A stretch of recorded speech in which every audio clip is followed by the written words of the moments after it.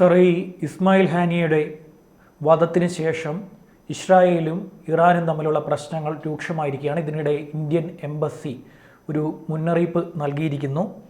ഇന്ത്യക്കാർ സുരക്ഷിതരായിരിക്കണം, ശ്രദ്ധിക്കണം, സുരക്ഷിത താവളങ്ങളിൽ അഭയം പ്രാപിക്കാനും നിർദ്ദേശം നൽകിയിരിക്കുന്നു. ഇസ്രായേലിലെ ഇന്ത്യക്കാർ സുരക്ഷിതരായിരിക്കുമോ? സുരക്ഷിതമായിരിക്കും. ഇസ്രായേലിലെ ആളുകൾ സുരക്ഷിതരായിരിക്കുന്ന കാലത്തോളം ഇന്ത്യക്കാരും സുരക്ഷിതരായിരിക്കും. അവർക്ക് എന്താ പറ്റിയ ഇന്ത്യക്കാരുടെ കാര്യം പറയാൻ പറ്റില്ല. അവിടെയുള്ള വിദേശികളെ സംരക്ഷിക്കുന്ന ഉത്തരവാദിത്തം ഗവൺമെൻറ്റിനുണ്ട്. അതവർ നല്ല രീതിയിൽ നടപ്പിലാക്കുന്നുണ്ട്. അപ്പം ഇതുവരെയുള്ള അറ്റാക്കുകളൊക്കെ നിങ്ങൾ എടുത്തു നോക്കിയാൽ മതി. അവിടെ അവരുടെ ആളുകൾ കൊല ചെയ്യപ്പെട്ടപ്പോൾ ഒന്നോ രണ്ടോ ഇന്ത്യക്കാർ കൊല ചെയ്യപ്പെട്ടു എന്നല്ലാതെ ഇന്ത്യക്കാർക്ക് സ്പെസിഫിക്കായിട്ട് ഇവിടെ കൊല ചെയ്യപ്പെട്ടില്ല. പിന്നെ ഈ ഒരു വാർ സോണിലേക്ക് പോകുമ്പോൾ അല്ലെങ്കിൽ യുദ്ധം ഉരുണ്ടുകൂടുന്ന ഒരു സാഹചര്യത്തിൽ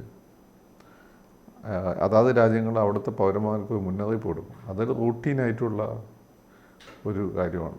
അത് ചെയ്യുന്നതേ ഉള്ളൂ. അല്ല ഇസ്രായേലിൽ ഇന്ത്യക്കാർക്ക് പ്രത്യേകമായിട്ട് എന്തെങ്കിലും ഭീഷണി ഉണ്ടെന്ന് എനിക്ക് തോന്നുന്നില്ല. അല്ല, കഴിഞ്ഞ ഒരു ഒക്ടോബറിന് ശേഷമുള്ള സാഹചര്യം വളരെ വ്യത്യസ്തമാണ്. ഇപ്പോഴത്തെ കണക്ക് പ്രകാരം ഏതാണ്ട് 26,000 ഇന്ത്യക്കാർ അവിടെയുണ്ട്. പലസ്തീനികളെ പൂർണ്ണമായും ഒഴിവാക്കിക്കൊണ്ടാണ് ഇന്ത്യക്കാരെ അവിടെ ജോലിക്കാരായി, ജീവനക്കാരായി ഇപ്പോൾ നിയമിച്ചിരിക്കുന്നത്.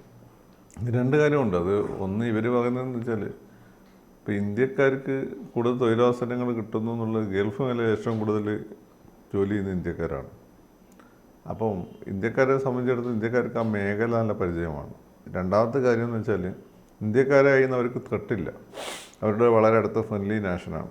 പലസ്തീനികൾ അവിടെ ജോലി ചെയ്യുമ്പോൾ തന്നെ അവരുടെ ഉള്ളിൽ അവർക്കൊരു പേടിയുണ്ടാവും. കാരണം ആഫ്റ്റർ ഓൾ അവരുടെ ഒരു രാഷ്ട്രത്തിൻ്റെ ഭാഗമാണ് പലസ്തീൻ. അവിടെ നിന്ന് വരുന്ന ആളുകളാണ്.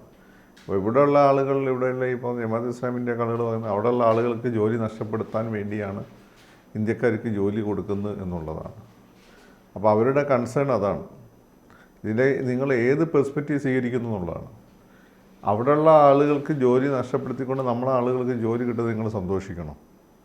ദേശീയവാദിയാണെങ്കിൽ നിങ്ങൾ സന്തോഷിക്കണം.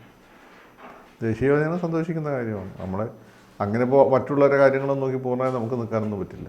അവർക്ക് അവരുടേതായ കാര്യങ്ങളുണ്ടാവും. നമുക്കൊരു ഓപ്പർച്യൂണിറ്റി കിട്ടുമ്പോൾ നമുക്കതിൽ ചാടി പിടിക്കുന്നു. നമ്മളെ ആളുകൾക്ക് കൂടുതൽ തൊഴിലവസരങ്ങൾ കിട്ടുന്നു. അത് ആ രീതിയിൽ സന്തോഷിക്കും. രണ്ട്, നിങ്ങളൊരു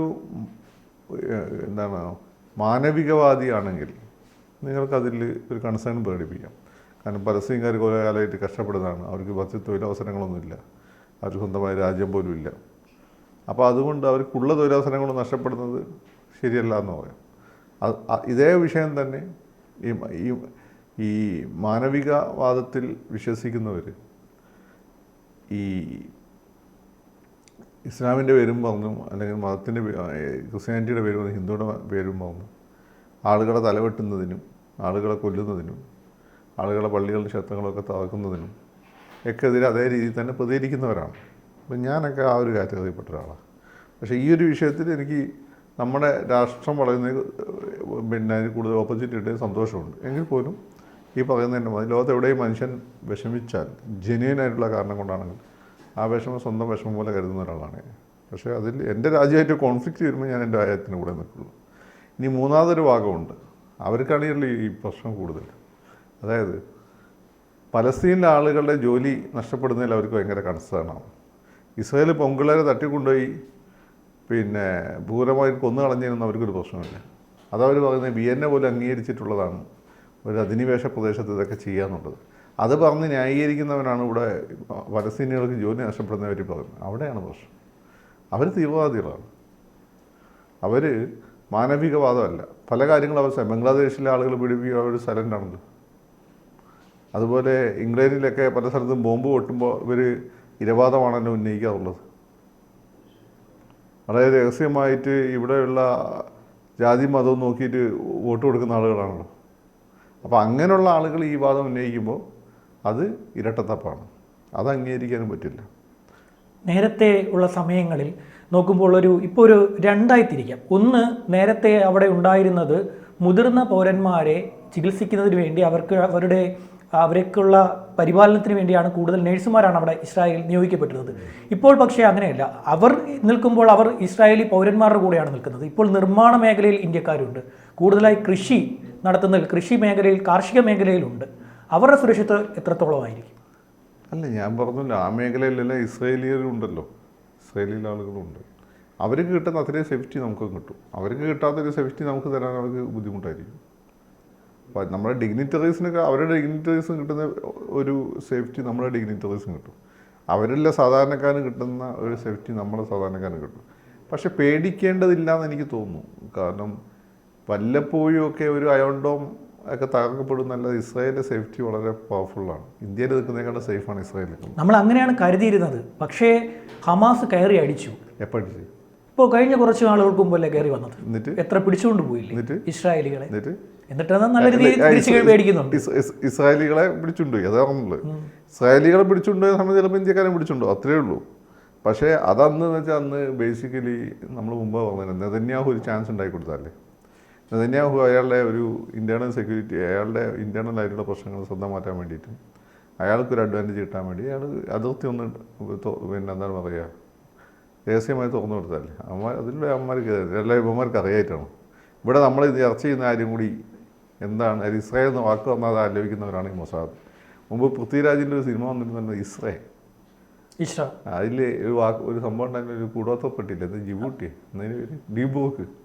അപ്പോൾ ഇന്ത്യയിൽ നിന്നെപ്പോലുള്ള ആളുകൾ മൊത്തം ഇന്ന് ഡീബുക്ക് എന്ന് നീക്കാണല്ലോ ഇതിൻ്റെ ആൾ ക്രൈം റിപ്പോർട്ടിങ് ഡീബുക്ക് എന്ന് തോന്നുന്നുണ്ട്. എന്ത് ചെയ്തു, നെറ്റിലടിച്ചു. നെറ്റിലൊക്കെ ഡീബുക്ക് എന്ന് അടിച്ചപ്പോൾ അവർ ശ്രദ്ധിച്ചു എന്താ സംഭവം, കേരളത്തിൽ എന്തുകൊണ്ടാണ് ഇത്തരം അതിൻ്റെ സെർച്ച് വരുന്നത്, മൊസാദ് ശ്രദ്ധിച്ചു.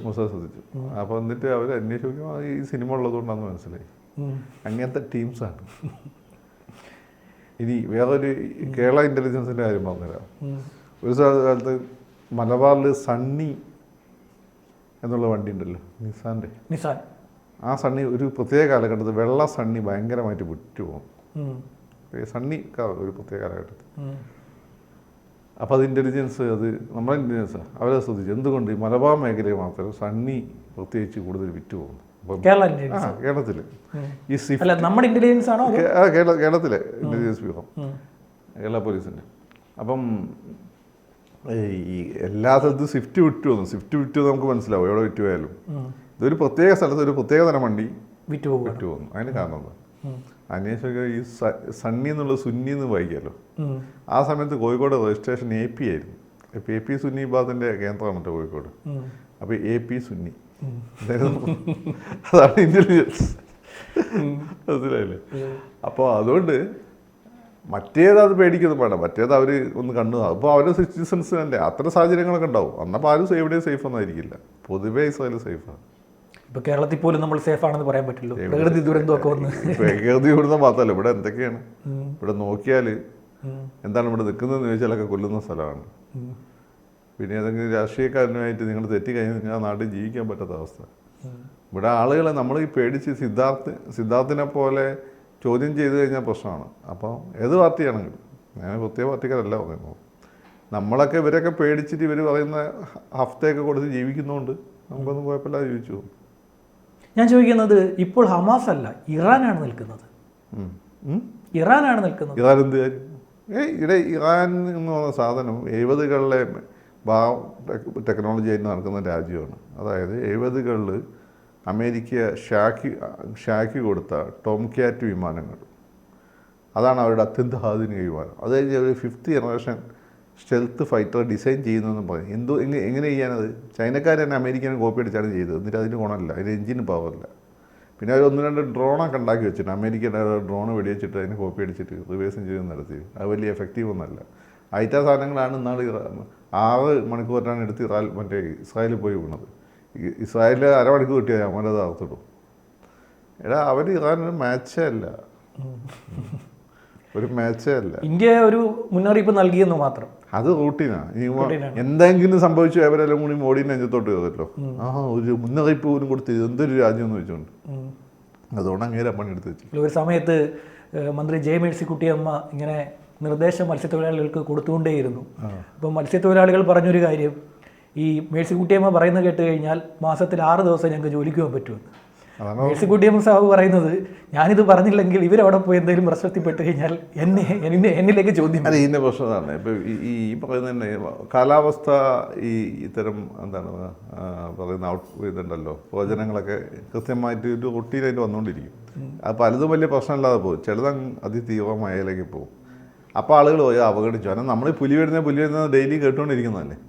ഇപ്പം കാലാവസ്ഥ പ്രവചനങ്ങൾ ആളുകൾ സീരിയസ് ആയി കരുതുന്നുണ്ട്. കാരണം എന്താണെന്ന് വെച്ചാൽ ഇപ്പോൾ അടുത്ത് സൈക്ലോണൊക്കെ ഇവർ പറയുമ്പോൾ അടുത്തടുത്ത് ഉണ്ടായതുകൊണ്ട് അല്ലാതെ നമ്മുടെ നാട്ടിൽ അത് കരുതില്ല. ഇപ്പോൾ പോലീസിന് എന്തൊക്കെ വിവരം കിട്ടുമെന്ന് നീ വിചാരിച്ച് സെക്രട്ടേറിയറ്റ് മുന്നിൽ ഏതെങ്കിലും ഒരു പീക്കിരി CPI ML റെഡ് ഫ്ലാഗ് എന്തെങ്കിലും ഒരു പോസ്റ്റർ പതിക്കാൻ പ്ലാൻ ഇട്ട് വിചാരിച്ചോ, അപ്പോൾ ഹൈ അലേർട്ട് വരും ആ ഏരിയയിൽ, മൊത്തത്തിൽ വരും. പോലീസുകാർ ദിവസം കേട്ടോണ്ടിരിക്കുക അങ്ങനെ ഹൈ അലേർട്ട് കേട്ടോണ്ടിരിക്കുന്നത് അവർ വലിയ കാര്യം. അങ്ങനെയൊക്കെ വൈകി എടുത്താൽ വല്ല RDX കൊണ്ട് പൊട്ടിക്കുന്നു. അപ്പം ഇൻ്റലിജൻസ് റിപ്പോർട്ട് അവഗണിച്ചു.